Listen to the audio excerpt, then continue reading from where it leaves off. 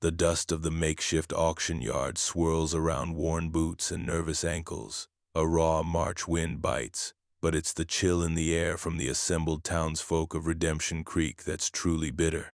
On a rickety platform stands a girl, no more than 16, shoulders hunched, her thin calico dress offering little protection against the cold or the colder stares.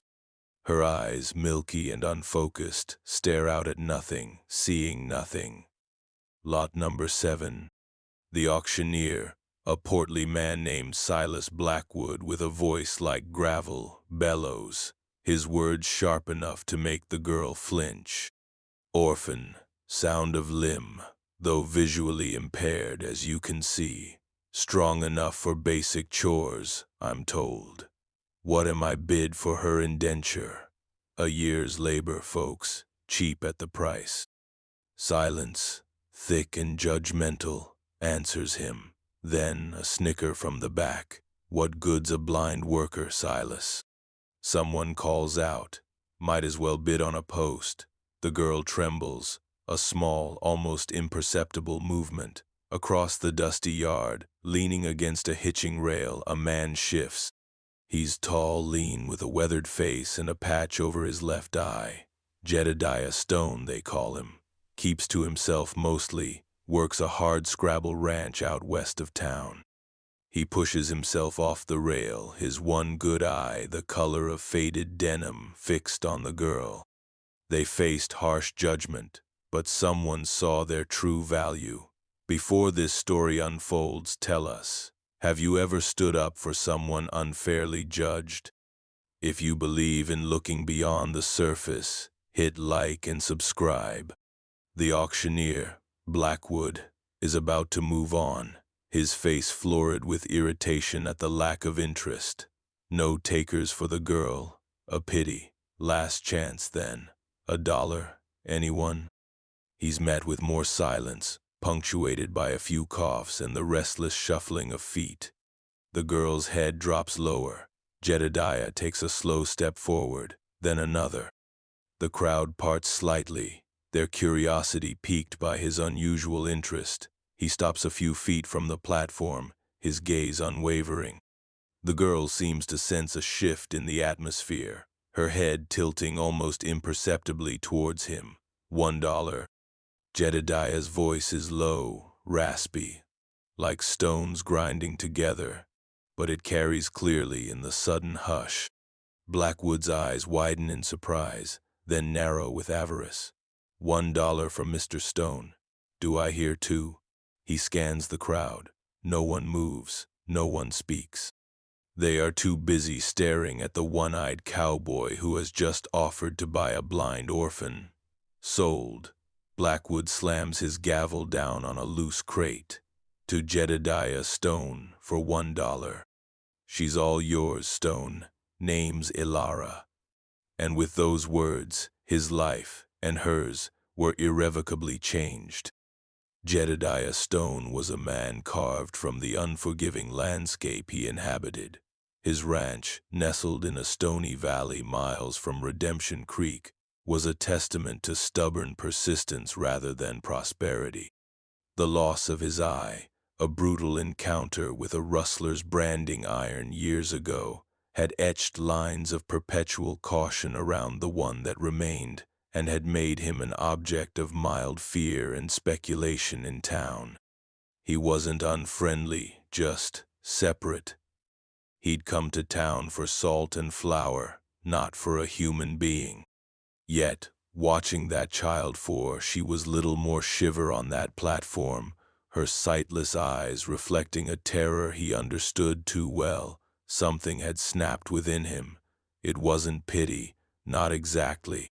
It was a raw, fierce protectiveness, an echo of his own past desolations.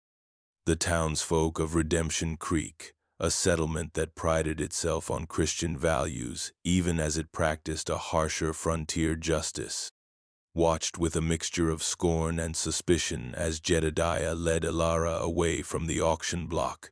Whispers followed them like flies. What's old Stone want with a blind girl? Mrs. Henderson, the preacher's wife, muttered to her companion, her lips pursed in disapproval. "No good can come of it, mark my words." Her companion, Mrs. Albright, whose own charitable acts rarely extended beyond a pot of thin soup for the church social, nodded vigorously. "An unnatural pairing. He's always been queer, that one." Jedediah felt their judgment like a physical weight on his shoulders, but ignored it, his focus solely on the small, trembling hand he'd gently taken. Ilara walked beside him, her steps hesitant, her senses straining to interpret this new, unknown path. The sounds of the town, the clatter of wagon wheels, the murmur of voices, the clang of the blacksmith's hammer, were a chaotic symphony to her ears. She'd been passed from one uncaring institution to another since her parents died in a cholera outbreak when she was 10, her blindness a mark of her supposed uselessness. The auction had been the culmination of that indifference, the starkest proof of her lack of worth. She didn't know what this quiet, one-eyed man wanted from her, but his touch, firm yet surprisingly gentle, was the first spark of something other than cruelty she'd felt in a long time. Their journey to his ranch was slow. Jedediah's old buckboard creaked and groaned over the rutted track. He'd lifted her onto the seat, his movements careful, and then climbed up beside her. He didn't speak much, just pointed out landmarks with brief, gruff descriptions, as if forgetting for a moment she couldn't see them. "That there's Widow's Peak. Can get a bad wine down from it in winter. Or, hear that, that's Willow Creek. Runs mostly dry by summer." Ilara listened, cataloging the sounds, the smells, the sharp scent of pine, the loamy smell of turned earth, the distant bawling of a calf. She felt the sun warm on her face, then cool as they passed into shadow. She tried to memorize the rhythm of the horse's gait, the pattern of bumps in the road. The cabin, when they finally reached it, was small, 2 rooms built of rough-hewn logs, chinked with mud. A curl of smoke rose from the stone chimney. It smelled of wood smoke, old leather, and something else. Loneliness. Jedediah helped her down, his hand steady on her arm. "This is it," he said, his voice devoid of any particular pride or apology. He led her to the door. "Step up, inside." The air was warmer. He guided her to a chair by the hearth, a simple wooden thing, its seat worn smooth. "Sit. I'll get a fire going proper." Ilara sat, her hands clasped tightly in her lap, every nerve ending alive. She heard him moving about, the rustle of kindling, the clink of a poker. Soon, the crackle of a reviving fire filled the small space, and with it, a comforting warmth began to spread. He brought her a tin cup of water. Her fingers fumbled for it, and he gently guided her hand. "Careful now." His voice was still gruff, but there was an undertone she couldn't quite name. It wasn't unkindness. She drank, the cool water soothing her dry throat. For the first time in what felt like an eternity, a tiny, fragile seed of something other than fear began to stir within her.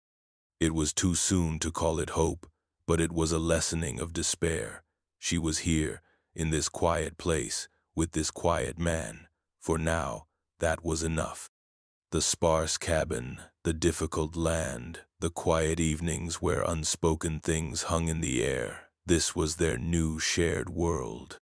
The first days were a study in cautious navigation, both physical and emotional.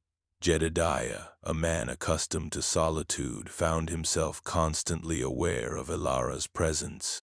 He'd move a stool and then remember to tell her, his voice rough with the unfamiliarity of constant narration. "Stools by the hearth now, Ilara. To your left." He watched her learn the small cabin by touch, her slender fingers tracing the rough wooden walls, the smooth surface of the table, the chipped edges of the tin plates. He was surprised by her quickness, her ability to create a mental map of her surroundings with an intensity his one good eye sometimes missed in its broad sweeps. Alara, in turn, learned Jedediah through sound and smell. The heavy thud of his boots on the wooden floor, the way he cleared his throat before speaking, the faint scent of pine and horse that clung to his clothes. He wasn't a man of many words, but his actions began to speak volumes. He built a small rail for her along the path to the outhouse and the well, his hammer blows echoing in the crisp morning air. He described the sunrise to her one morning, his voice surprisingly soft as he spoke of colors she could only imagine. Like a slow fire, Alara, burnin' orange and red, then meltin' into pale yellow. The inciting incident, the moment that shifted their dynamic from mere cohabitation to a fragile interdependence, came during a sudden, violent thunderstorm. It rolled in from the west with little warning, the sky turning a bruised purple-black. The wind howled like a hungry wolf around the cabin, and rain lashed against the single small window pane. Alara, who had been carefully sweeping the floor, froze as the first clap of thunder cracked directly overhead. It was a sound that ripped through her composure, dredging up a primal fear she'd carried since childhood, a memory of another storm, another loss, too painful to fully recall. She dropped the broom with a clatter and stumbled, her hands outstretched, a small, choked cry escaping her lips. Jedediah, who had been mending a piece of tack by the fire, was on his feet instantly. He saw her terror, the way her sightless eyes widened, her body trembling. He moved to her, not with the awkwardness he usually felt around her, but with a sureness born of urgency. "It's all right, child," he said, his voice a low rumble trying to cut through the storm's fury. "Just thunder, we're safe in here." But she was beyond hearing his reassurance. Another crash, closer this time, and she backed away, bumping into the table, sending a tin cup clattering to the floor. He reached for her, not thinking, just acting. His hands closed on her small, shaking shoulders. She flinched violently at the unexpected contact, but he held her steady. "Ilara," he said, his voice firmer now, commanding. "Listen to me. It's just noise. The cabin is strong. It'll hold." He could feel the tremors running through her. He thought of his own fears, the ones that sometimes woke him in a cold sweat, the fear of failing, of being utterly alone. He guided her towards the hearth, towards the small circle of warmth and light. "Here," he said, pressing her gently onto the stool. "Stay by the fire." He didn't let go immediately.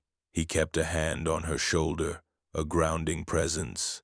The storm raged outside, but inside, in the small cabin, a different kind of storm was passing. Ilara, slowly, began to unclench. The fierce trembling lessened. She leaned into his touch, just slightly, an unconscious seeking of comfort. He felt it, that small shift, and something in his own chest eased. He had offered protection, and for the first time, she had accepted it, not just as a necessity, but as a comfort.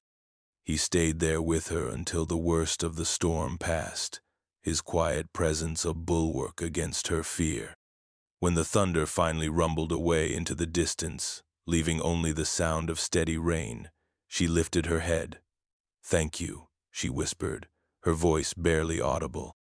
Jedediah just grunted, a non-committal sound, but he didn't pull his hand away immediately. He was reaffirming his choice, not just to the indifferent townsfolk who had sold her, but to himself. He was responsible for this girl, and in that moment, that responsibility felt less like a burden and more like a purpose. A minor conflict, a test of their nascent understanding, arose a few days later. Jedediah had decided Alara could help with small chores, like shelling beans or feeding the chickens. He'd carefully shown her the coop, the feel of the grain sack, the weight of the feed scoop. One morning, he was out mending a fence line when he heard a commotion from the direction of the cabin, squawking chickens and a frustrated cry from Ilara. He hurried back to find her standing near the overturned feed bucket, grain scattered everywhere, tears streaking her dusty cheeks. One of his more aggressive hens was pecking at her ankles. I tripped," she stammered, swatting ineffectually at the hen. "I can't do anything right." Jedediah shooed the hen away, his face grim. For a moment, frustration flickered in him. It would have been easier to do it himself. But then he saw the utter desolation on her face, the familiar shadow of worthlessness. He took a slow breath. "Happens," he said, his voice carefully neutral. "That hen's a mean one, even gets me sometimes." He knelt and began to scoop the grain back into the bucket. After a moment, Ilara knelt too, her hands fumbling in the dirt. "Let me," she said. "I spilled it." He didn't stop her. He watched as she painstakingly gathered the grain, her sense of touch surprisingly adept at distinguishing kernels from dirt. It took a long time, but she persisted. "When they were done," he said, "we'll try again tomorrow, maybe with a smaller scoop to start." Her answering nod was small, but it wasn't defeated. She was resilient. And he was learning patience, a virtue he hadn't realized he possessed. Their life settled into a quiet rhythm, dictated by the needs of the ranch and the changing seasons. Jedediah would rise before dawn, his movements quiet so as not to disturb Ilara, who slept on a pallet he'd made for her near the hearth. He'd do the heavy outdoor chores, and she, with growing confidence, managed the tasks within the cabin. She learned to knead dough by feel, her bread surprisingly light. She could mend his torn shirts, her stitches small and neat, guided by an inner sense of precision. He found himself talking to her more, describing the land, the animals, the small events of his day. He told her about the hawk that circled overhead, its cry sharp and lonely, about the stubborn mule, Bess, who only responded to a certain tone of voice. He spoke of the way the frost made the grass crunch underfoot in the early morning, and how the creek sang a different song when it was full after a rain. Ilara, in turn, began to share small pieces of her own sparse history.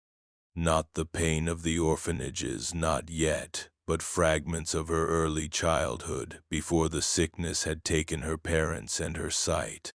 She remembered the smell of her mother's baking, the sound of her father's laugh.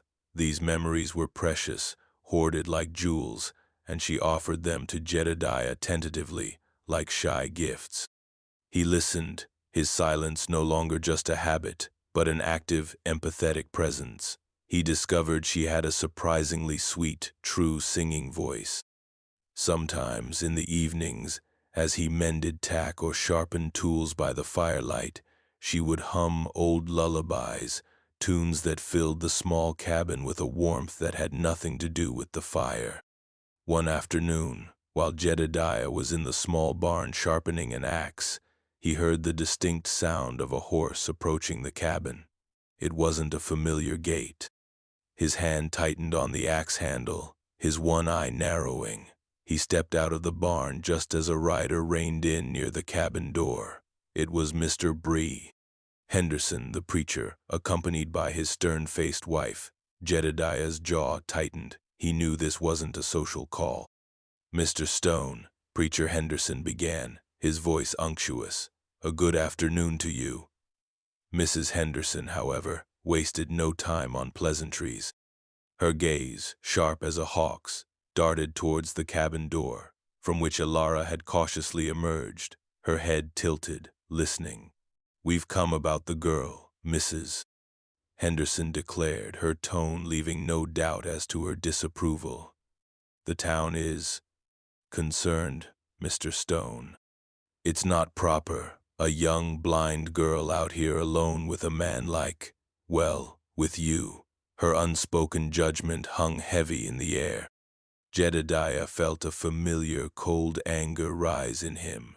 She's not alone, he stated, his voice flat. And she's cared for. Cared for? Mrs. Henderson sniffed. A child like that needs proper Christian charity, education. Not this. She gestured vaguely at the modest cabin, the rugged landscape. The good ladies of the church auxiliary are prepared to take her in, see she's looked after in a more suitable environment. Ilara, who had been standing silently, took a hesitant step forward. I am fine here, ma'am, she said, her voice small but clear. Mr. Stone is kind. Mrs. Henderson looked at her with a mixture of pity and exasperation. Child, you don't know what's best for you. We are thinking of your welfare, your soul. Jedediah stepped slightly in front of Ilara. Her welfare is my concern, he said, his voice dangerously low. I bought her indenture. She's my responsibility. Bought her, yes, Preacher Henderson interjected, seizing on the word. Like chattel, but she's a human being, Mr. Stone, and innocent. There are laws, proprieties to consider. He puffed out his chest. The magistrate has been consulted. He shares our concerns. This was the direct threat, the societal pressure becoming more overt. Jedediah felt Ilara's hand brush his arm, a light, questioning touch. He knew she was frightened. The fear of being taken away, of being thrust back into the uncaring world she'd briefly escaped, was palpable. He felt a surge of protectiveness, so fierce it almost choked him. He was developing feelings beyond mere responsibility. He was starting to care for this girl, for her fragile peace. The thought of her being handed over to the likes of Mrs. Henderson, with her cold charity and thinly veiled disdain, was intolerable. She stays here, Jedediah said, his one eye fixing on the preacher with an intensity that made Henderson take an involuntary step back. Unless Ilara herself tells me she wants to leave, she stays. He looked at Ilara, a silent question. She clutched his sleeve tighter. I want to stay, Mr. Stone, she said, her voice gaining a surprising firmness. Please. Mrs. Henderson scoffed. She's clearly been influenced. This is hardly a choice. Jedediah straightened to his full height. You've said your piece. Now, unless you have business regarding my ranch, I'll ask you to leave my property. His tone was final. Preacher Henderson, clearly discomfited by Stone's unyielding stance and the lack of support from Ilara, stammered a protest. This isn't over, Stone. The community will not stand for it. But their bluster was fading, with a final disapproving glare from Mrs. Henderson. They turned their horses and rode away, their departure leaving a tense silence in its wake. Jedediah let out a slow breath. He could feel Ilara trembling beside him. He gently disengaged her hand from his sleeve. They're gone, he said. He didn't look at her, but walked towards the woodpile, picking up the axe he'd left there. He needed to feel the familiar weight of it in his hands, the rhythm of the work. He swung the axe, splitting a log with a clean, sharp crack. Ilara remained by the cabin door, listening to the rhythmic thud of the axe. The Hendersons' visit had been a harsh reminder of their precarious situation, of the judgment of the outside world. But it had also forged a new link in the chain of their connection. He had stood for her, and she, in her own quiet way, had stood with him. The sanctuary he offered was fragile, and the threat to it was real. Autumn deepened, painting the aspens on the distant hillsides a brilliant gold before stripping them bare. The days grew shorter, the nights colder. Jedediah worked tirelessly, preparing for winter, his movements economical and precise. Ilara, too, found her rhythm expanding. She learned to identify different herbs by smell and texture, drying them for winter use. She could pluck a chicken with surprising speed and efficiency once Jedediah had dispatched it. He even taught her, patiently, how to load his old single-shot rifle, guiding her hands over the mechanism, explaining each step. "Not that you'll need it, I hope," he'd said gruffly, "but a body should know how to defend themselves if it comes to it." It was a grim lesson, but one she absorbed with quiet intensity. She was no longer just a recipient of his care. She was becoming a partner, in her own way, in their shared survival. One evening, a fierce early snowstorm blew in, trapping them inside the cabin for several days. The wind shrieked, and snow piled high against the door and window. The small space felt even smaller, yet not uncomfortably so. To pass the time, Jedediah found himself telling her stories, not just descriptions of the land, but tales from his own past, things he hadn't spoken of in years. He told her about his brief, disastrous stint as a prospector, about the wild, untamed country further west, about the fight that had cost him his eye. He didn't dwell on the pain or the bitterness, but spoke with a detached matter-of-factness that made the telling all the more compelling. Ilara listened, rapt, and in return she began to speak more of her own life. She told him about the bleakness of the city orphanage, the casual cruelty of some of the matrons, the constant hunger, the fear that had been her daily companion. She spoke of her blindness, not as a curse, but as a fact of her existence, and of the small ways she had learned to navigate a world she couldn't see. She revealed a keen intelligence and a dry wit that surprised him. "The matron at St. Agnes," she said one evening, a small smile playing on her lips, "used to say I was stubborn as a mule. I think she meant it as an insult, but I always rather liked mules." Jedediah found himself chuckling, a rare sound that startled them both. In these shared confidences, a deeper intimacy grew. It wasn't romantic, not in any conventional sense. He was old enough, almost, to be her father. But it was a profound connection, a recognition of shared resilience in the face of life's harshness. He began to see not just a blind girl he had rescued, but Ilara, intelligent, resourceful, and possessing an inner strength that belied her fragile appearance. And she, in turn, saw beyond the gruff, one-eyed cowboy to Jedediah, a man of quiet integrity, capable of unexpected gentleness, a man who had, against all odds, offered her a haven.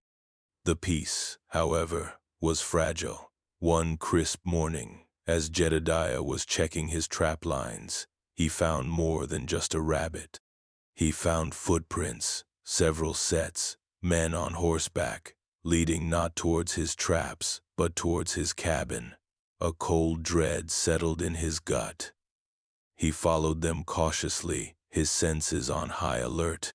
They led to a spot overlooking his small valley, a place where watchers could observe his cabin unseen. The Hendersons' threat, "This isn't over," echoed in his mind.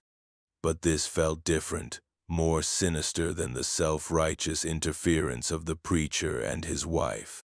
He returned to the cabin, his face grim. Ilara sensed his disquiet immediately. "What is it, Mr. Stone?" she asked, her voice laced with anxiety. He hesitated, not wanting to frighten her, but knowing he couldn't keep it from her. "Tracks," he said tersely. "Up on the ridge. Someone watching the cabin."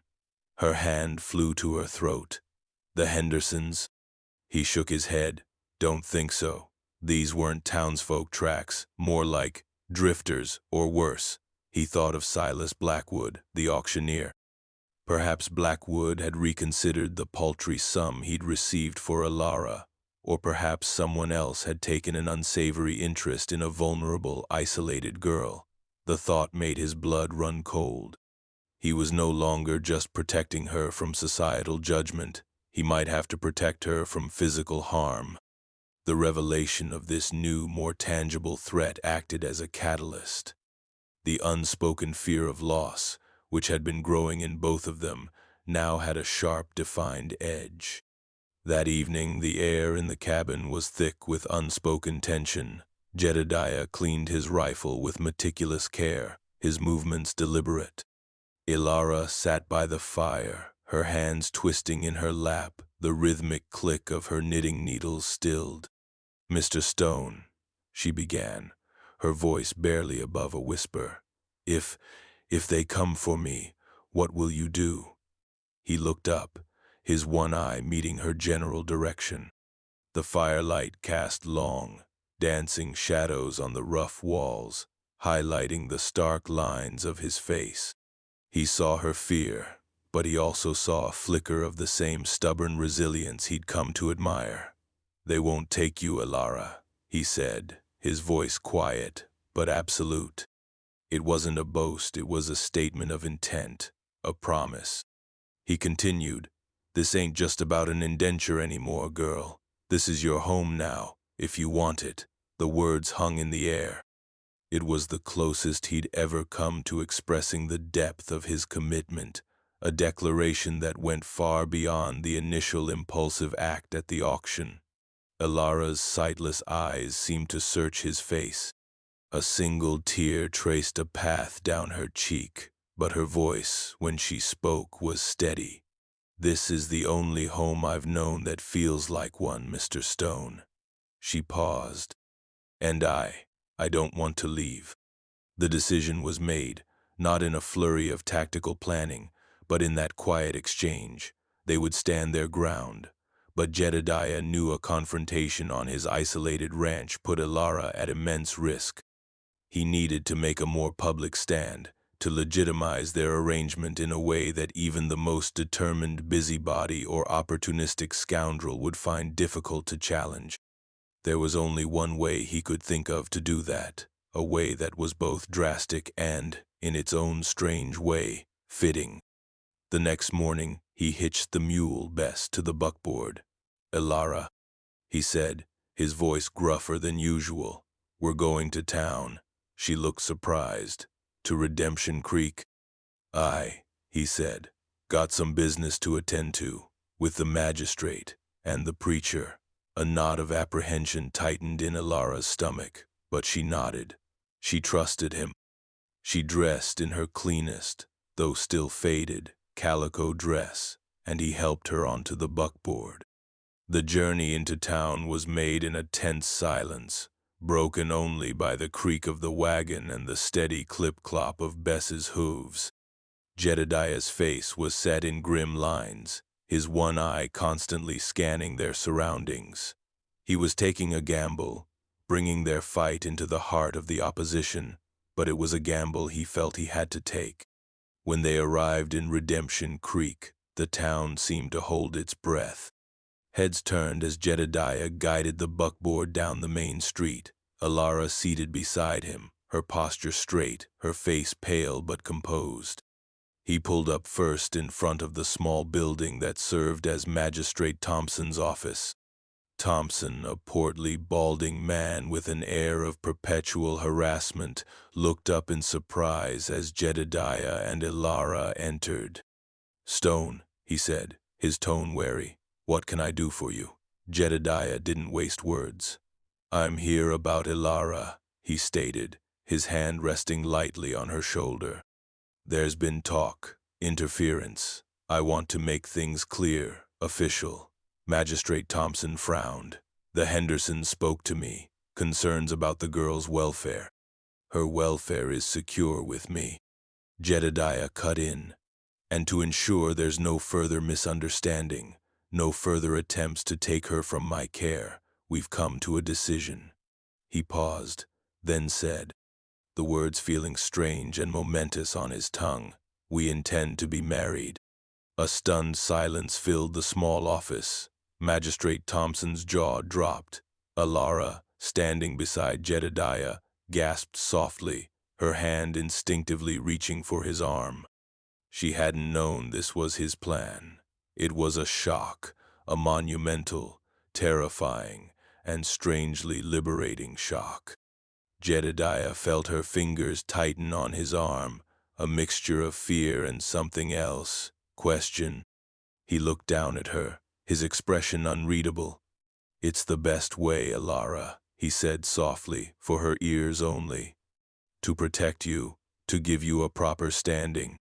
Magistrate Thompson finally found his voice. "Married? Stone, are you serious?" "The girl is. She's blind, and just a child. She's 16. Jedediah corrected, his voice hardening. "Of age with consent, and her sight, or lack of it, is no one's business but hers and mine. She consents, don't you, Alara?" He looked at her, his one eye surprisingly gentle. This was it, her choice. The world seemed to stop. She thought of the cold emptiness of the orphanages, the leering faces at the auction, the Hendersons' suffocating charity. Then she thought of Jedediah's quiet strength, his unexpected kindness, the way he described sunsets, the safety of their small cabin. This man, this one-eyed, solitary rancher, was offering her not just protection, but a place, a name, a future. "Yes," she whispered, her voice trembling but clear. "Yes, I consent." Magistrate Thompson, flustered but recognizing the legalities, began to shuffle papers. "Well, I suppose if you're both set on it, there are forms, a waiting period usually." "We'll waive the waiting period," Jedediah stated. "Given the circumstances, there are those who might try to prevent this if they had time." He didn't need to elaborate. Thompson, aware of the undercurrents in his town, nodded slowly. "Very well. Preacher Henderson is the only one authorized to perform ceremonies here. You'll have to speak with him." Their next stop was the church, a small whitewashed building at the end of the street. Preacher Henderson was even more astounded than the magistrate. His wife, who was present, was openly scandalized. "Marriage?" she shrieked, her face mottling with outrage. "To this child, it's an abomination." Jedediah stood firm, Alara beside him, a silent but resolute partner. "We have the magistrate's approval, and Alara's consent," Jedediah said, his voice a low growl. "You will marry us, preacher. It's your duty." The confrontation was tense, a battle of wills fought with words and glares. Mrs. Henderson railed against the impropriety, the sinfulness of it. Preacher Henderson, caught between his wife's fury and Jedediah's implacable resolve, and perhaps a little intimidated by the look in Stone's one good eye, finally, reluctantly, agreed. He would perform the ceremony, he grumbled, but he washed his hands of the consequences. And so, in the dim, dusty light of the Redemption Creek Church, with only a reluctant Preacher Henderson as officiant and a sputtering Mrs. Henderson as an unwilling witness, Jedediah Stone and Alara were married. The vows were simple, stark. When Henderson pronounced them man and wife, there was no joyous celebration, only a heavy silence. Jedediah took Alara's hand. It was small and cold in his, but her grip was surprisingly firm. He had bought her at an auction, a blind orphan. Now, she was his wife. He had done it to protect her, to give her a shield against the world's cruelty. But as he looked at her pale, determined face, he realized it was more than that. He was tying his fate to hers, irrevocably. As they left the church, the news of the marriage had already begun to spread through Redemption Creek like wildfire.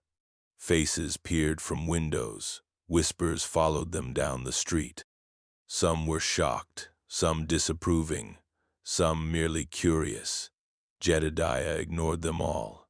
He helped Alara onto the buckboard, his touch gentle.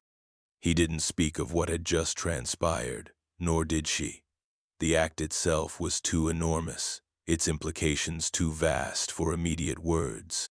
They were halfway back to the ranch when they saw them, 3 riders, silhouetted against the setting sun, blocking the narrow track ahead.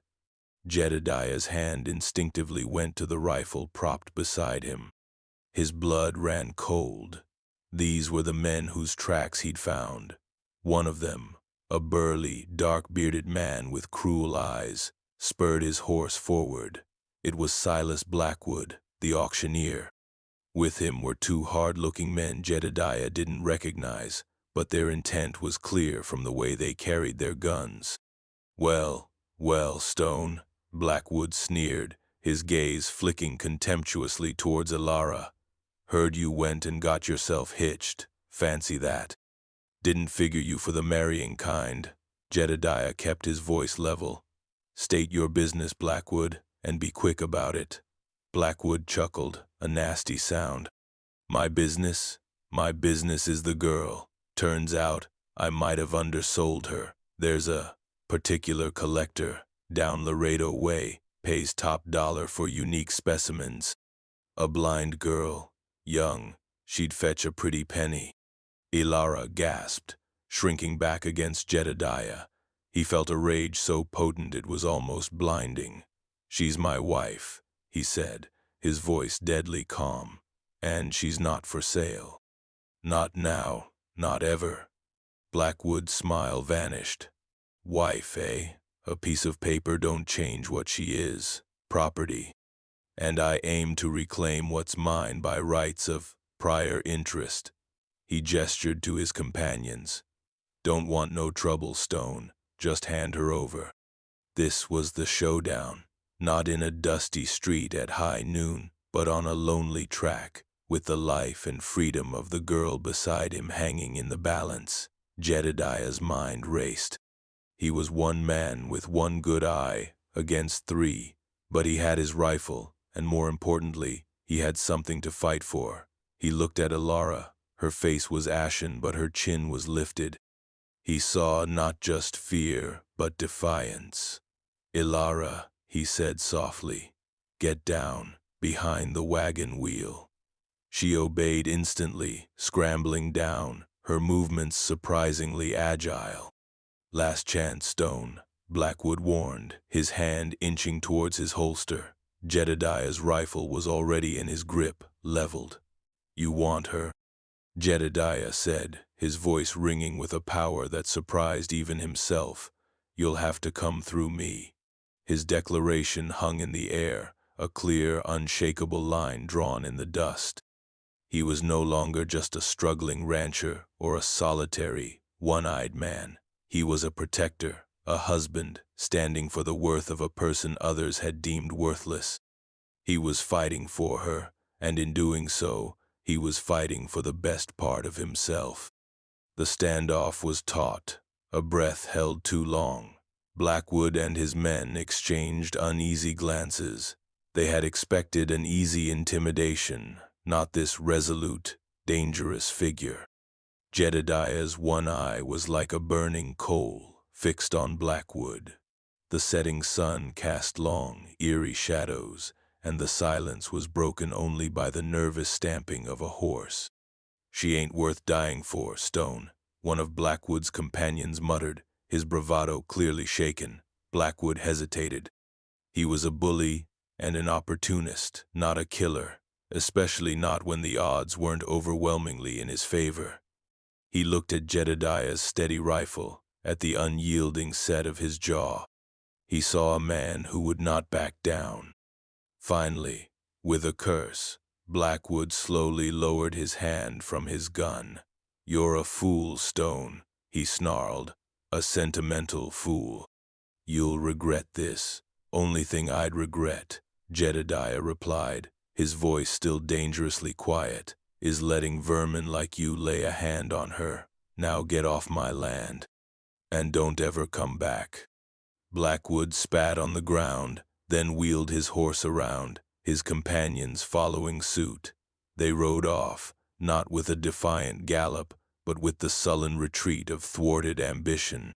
Jedediah watched them go, his rifle still raised, until they were distant specks against the horizon. Only then did he lower it, his shoulders slumping slightly with the release of tension. He could hear Ilara's ragged breathing from behind the wagon wheel. He walked over and extended his hand. "They're gone, Ilara. It's safe." She took his hand, her fingers trembling, and he helped her to her feet. Her face was streaked with dust and tears, but her eyes, though sightless, seemed to be fixed on his with an intensity that went deeper than vision. You saved me," she whispered, her voice choked with emotion. Again, he just nodded, unable to speak for a moment. He had faced down shame, fear, and direct physical threat, all for her. Their bond, forged in hardship and solidified in defiance, was now unbreakable. The antagonists, Blackwood, societal prejudice, her past, had been rebuffed, their power broken by their unified stand and the moral clarity of his actions. He helped her back onto the buckboard. The rest of Beatha's journey to the cabin was made in a profound silence, but it was no longer a tense silence. It was a silence filled with unspoken understanding, with the weight of what they had just faced and overcome together. The auction, the cruel words, the threats, they were now part of a past they had survived. He had bought her, yes, but in doing so he had found something far more valuable than a laborer. And she, sold as worthless, had found someone who saw her true worth, someone willing to fight for her, to give her a name and a place. They reached the cabin as true darkness fell. Jedediah unhitched Bess, his movements slow, weary, but steady. Ilara went inside, her hands automatically finding their way, lighting the lamp, stirring the embers in the hearth. The small cabin, once just a shelter, now felt different. It was a sanctuary they had defended, a home they had claimed together. He came in, the scent of the cold night air clinging to him. He looked at her, standing by the fire, the lamplight casting a soft glow on her face.